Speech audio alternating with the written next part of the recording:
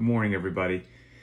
It is November 2nd. We've punched into November. Just got back from the Rogue Invitational over the weekend, and it was absolutely awesome. It was a fantastic event. It was tons of fun. It was my very first time at a Rogue Invitational. I'd watched them previously on YouTube, but never been to one in person. And so my quick little synopsis takeaway is, if in the future you have the opportunity to attend a Rogue Invitational, you should. It was cool. Had some of the biggest names in the sport of CrossFit there, if not the biggest names in the sport of CrossFit there. There was Strongman competition happening at the same time, which was the first time I had seen that live and been in the same geographical location as those monstrous human beings. That was crazy. You had the Legends competition with people like Becca Voigt, Kristen Clever, Chris Spieler, Rich Froning throwing down on that. That was awesome. And then you had the rogue record breakers of doing crazy things like the Denny Stones and tossing bags up over something 15 feet high. And there was a lot going on at once. And it was really cool to see so many different worlds of athletics come together in one place. So that was cool. So let's see. I've seen a lot of CrossFit in my life, so we can talk about the CrossFit in a second, okay? We'll get to the CrossFit. But those strongmen, holy cow. First of all, like I said, they're massive. I'm not the world's biggest guy, right? I'm 5'8". There's some of those people walking around, they're 6'8", 400 pounds. And the quote unquote smaller ones are like, I don't know, 6'3", 350, okay, 330 pounds or something like that. That's a strongman that's on the smaller side. So they block out the sun when they walk by. And we talk in CrossFit all the time, we're trying to be well-rounded, right? We want to be strong. We want to be able to move our body. We want to be able to run long. We want to be able to run short quickly, etc. And we always say that, excessive capacity in one area leads to a deficiency somewhere else. And the strongmen are living in that world, and they're doing it intentionally. They want to have a tremendous amount of capacity in a certain segment of athleticism, and they're unconcerned with some other ones, such as, going long, endurance, things of that nature. And man, what they can do. We saw them walk with a 1,000-pound yoke on their back, and some of them walked at just such a fast pace and didn't put it down, 1,000-pound yoke, that it was absolutely ridiculous. Saw, over 900-pound deadlifts being pulled, and who pulled it? I don't want to say the wrong gentleman's name right now, but somebody pulled a deadlift that was over 900 pounds, and the speed on the bar was insane. It was very clear that they could have kept going if they needed to. They just did not need to. They pushed that huge wheel of pain from like the Conan the Barbarian movie. And if you're not sure what I'm talking about, you have to see it, so go back, click on the Rogue Invitational YouTube, go to Rogue's website or the YouTube channel, click on the Rogue Invitational, see that wheel of pain, and it's insane. Somebody geeked out, and Carone, thank you, JF Carone was the guy that pulled that 900+ pound deadlift so fast that it was ridiculous. The speed on there was no sticky point, no nothing. That 900+ pounds just blew up off the ground. That wheel of pain, if you are a fan of kind of geeking out on the numbers, I'll give you a good comparison to CrossFit so that you can have an appreciation for it, because maybe you might not get an appreciation for seeing a massive human being push a massive object. You're like, well, that kind of makes sense. Big human being pushing a big object. And they look so spent at the end of it, and understandably so. So first of all, that wheel of pain that they're pushing weighs 20,000 pounds. 20,000 pounds. If you remember the Chaos event from several years ago at the CrossFit Games, one of the elements of the Chaos event was this drum, this big drum. They looked fantastic. They were on the field at the CrossFit Games, and the athletes had to pull these drums. and pull or push them, I can't remember, irrelevant. But in the drum was sand, so that and it wasn't totally full of sand, let's say it was a third or halfway full of sand. So as you push this massive cylinder, the sand would shift unevenly, like you couldn't get into a rhythm. It required constant pressure to keep the cylinder moving, and it was extraordinarily taxing. That was one cylinder. The bottom part of this wheel of pain is 7 of those cylinders. 7. So this thing is ridiculous. Okay, so getting back to the numbers in case you're a fan of geeking out.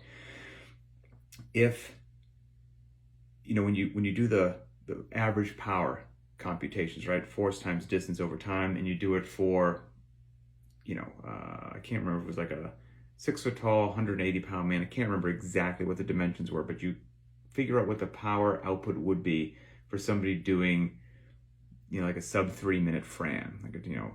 It would be that person held on average half a horsepower, 0.5, half a horsepower for that effort. And that is amazing that a human being can do that. And we all know what it feels like if you're doing like a sub 3 Fran, how painful it is to hold half a horsepower, and then how devastating it is for the next 20 or 30 minutes as you're trying to recover. So that's half a horsepower, okay? And it's horrific. If one of those strongmen pushes that wheel of pain 1 full revolution in 60 seconds, which is the time cap, they are producing 1.78 horsepower. So wrap your head around that. They are doing some work out there. So long story short, it was just really cool to have so many different communities coming together, celebrating each other's achievements and kind of supporting each other. So that was fantastic. It was fun for the fans because the venue was so cool. It was in a baseball stadium that worked out so well. A lot of the events took place like right on home plate. They built a hill in center field. All the seats were cool. It just visually looked really awesome, and it was fun. It was fun to be there as well. So fun for the fans. It's fun for the athletes competing, not only on the strongman side, but on the CrossFit side as well. So they had good, tough events. Didn't just, beat them up. They were fun, good, hard events that would also separate the field. And at the end of the day, they had a tremendous prize purse, like a large amount of money for the winners of the CrossFit side of the house to take home. And then the first place strongman competitor took home a larger paycheck for winning the strongman portion of the Rogue Invitational than has ever been awarded at any other strongman event in history. So how cool is that? So everybody wins. The fans won with a great experience. The athletes won, and it was just cool. It was also fun. I get to meet a ton of people from the Linchpin community. Showed up, they were at the Rogue Invitational. Whenever we'd see each other, they'd grab me, have a conversation. It was really cool to actually get to meet some folks in person. So that was awesome. And I look forward to that happening in the future whenever more of these events take place and we're all in the same location. It was really, really cool to shake some hands and slap some backs. It was awesome. It was great to be back on the desk doing live broadcast. Doing live broadcast is a range of emotions.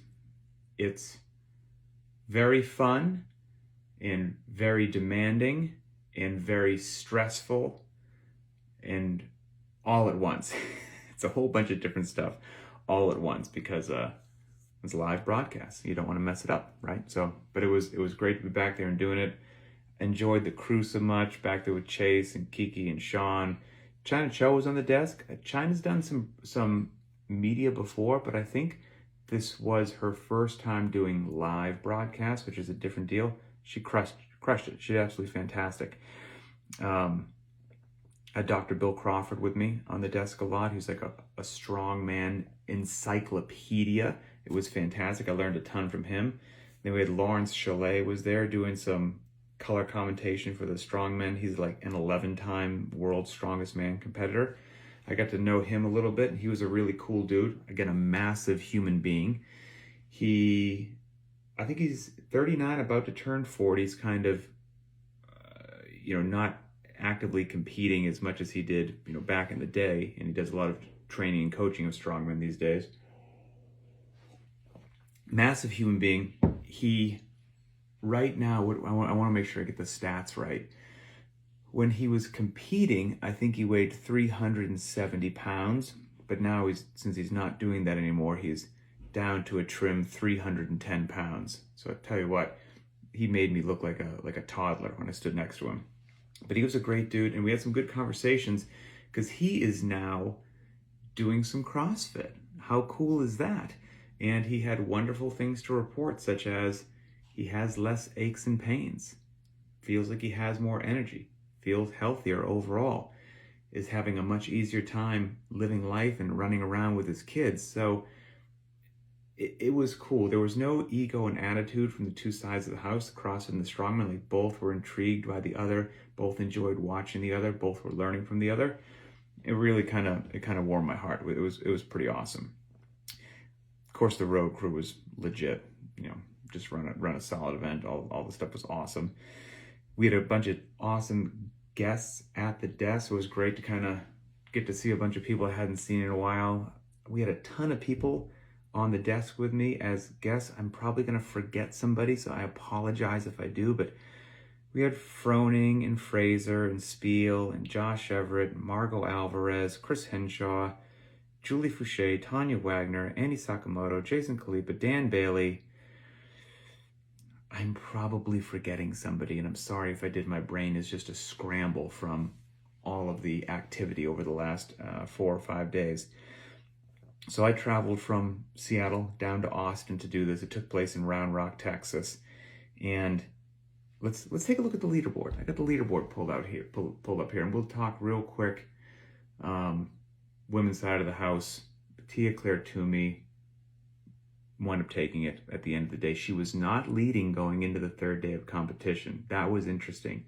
Annie Thorsdottir had like a 5-point lead over Tia. I'm sure they didn't like that. As a fan, I loved that. I thought that was just exciting to see what was going to happen. So Tia wound up winning. She wins everything. So she's phenomenal and amazing. And I got to catch up with her a little bit after the competition ended. And she's training for the Olympic bobsled. She's a phenom. But Annie Thorsdottir, I've said it before, she's so impressive after having a child in 2020, then going to the games. Making it to the games would have been the most amazing thing of the decade, but she made it to the games and made it on the podium. That's ridiculous. And then she goes to the Rogue Invitational. She finishes second. So Annie Thorsdottir, even though she's been competing in CrossFit like 11 years, is apparently not done. Gabrielle Magala in third, obviously legit, made the podium. Laura Horvath, Haley Adams. It was Carrie Pierce's last competition. She kind of hung it up, so she's opening the door for some new women on the American side of the house. And then we've got the exciting younger athletes coming up. So there's a lot. If you're a fan of the sport of CrossFit, the future is very bright. And Tia Claire Toomey, for the time being, doesn't seem to be giving up her crown anytime soon. For the gentlemen, Justin Medeiros, I was 22. I was gonna call him that kid. I will, with no disrespect. That kid is just, he's got it, right? Whatever it, like that it factor, he's obviously dedicated. He's obviously talented. He's obviously physically capable. He obviously trains hard. He's obviously good under pressure. All of those things, you're probably not going to get to the highest level of competition without them. So I don't want to say those are somewhat ubiquitous across all of the competitors, but to some degree they somewhat have to be. But then some athletes just have that special it factor. And Justin seems to have it. He's not a rookie anymore, that's for sure. He's established, he's a veteran, but he still every now and then competes like a rookie. And I don't mean that in a pejorative sense. What I mean is, there's a saying that rookies are dangerous. Professionals are predictable, because a professional has learned what works, what doesn't, when to hold back, when to go, and you can kind of almost predict what a professional will do, and therefore you know how to defend against it. But a rookie, they got nothing to lose. They can play a little reckless, a little fast and loose, drive fast, take chances. So sometimes you're like, I don't know what a rookie's going to do. I got to keep my eyes open. Justin Medeiros rides that line beautifully, where he is a professional. He is a veteran, but every now and then he competes like he's got nothing to lose. Like he will take a chance that is borderline, maybe like, oh, you're going a bit too fast, but he'll do it. And he pulls it off. And so that's what I mean. And he makes him a joy to watch, quite frankly. He is enthusiastic, capable, and I don't know what's going to stop him coming up. Pat Vellner, second place, never a question that he wasn't going to be in the top 3. He's so capable.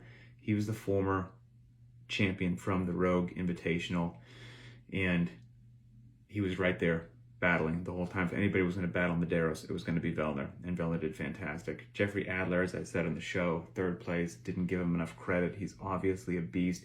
He's so strong, it's ridiculous. And you want to think that because he's so strong, he might flounder in some lighter or more body weight centric events. And that wasn't the case. It was the real deal. BKG in fourth. BKG, he's just like a phantom in the night. You got to keep your eye on that guy. He can do everything. BKG can do everything. He is one of the most quintessential CrossFitters out there as far as I'm concerned. And then Guy Medeiros taking fifth. I mean, Brazil's probably just on fire with celebration right now. So he's going to be an exciting guy to watch. He's so talented with the barbell. And I will give just a special shout out to sixth place Travis Mayer.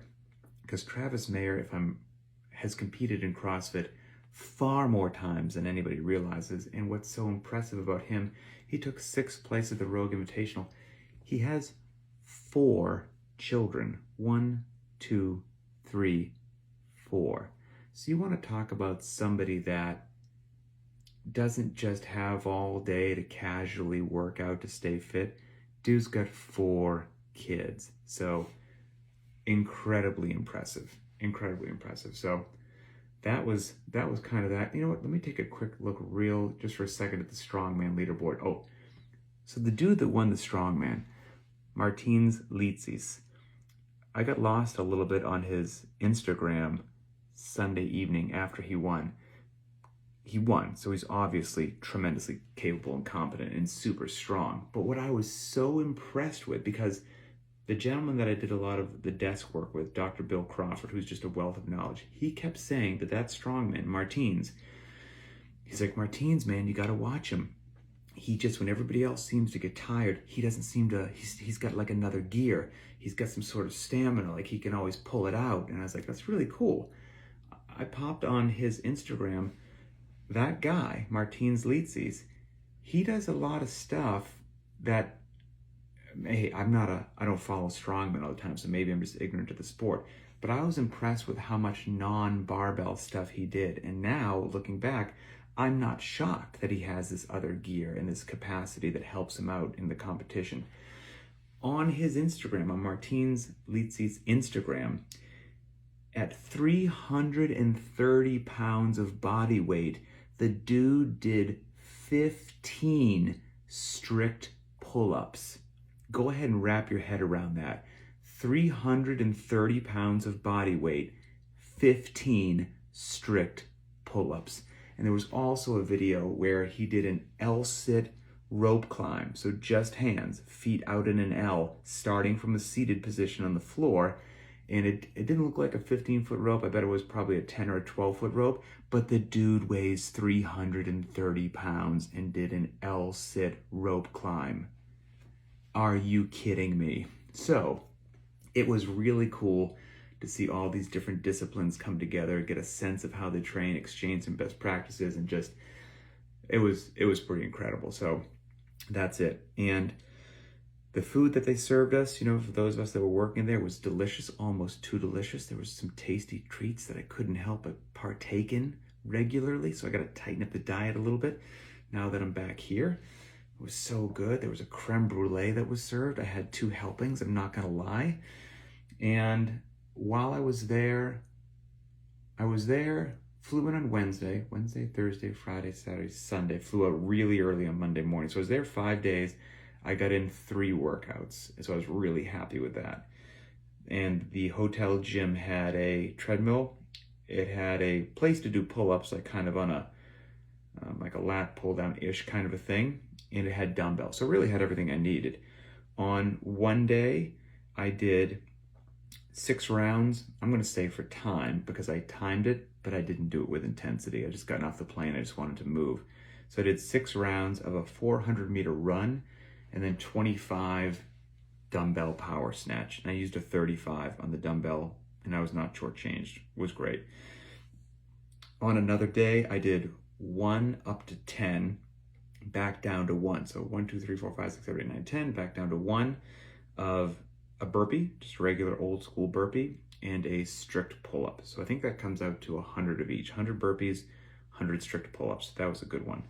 And the final one that I did on the road there was I grabbed a pair of 50-pound dumbbells and did 21, 15, 9, 15, 21 of a dumbbell power clean. And between each set, I did a 400-meter run.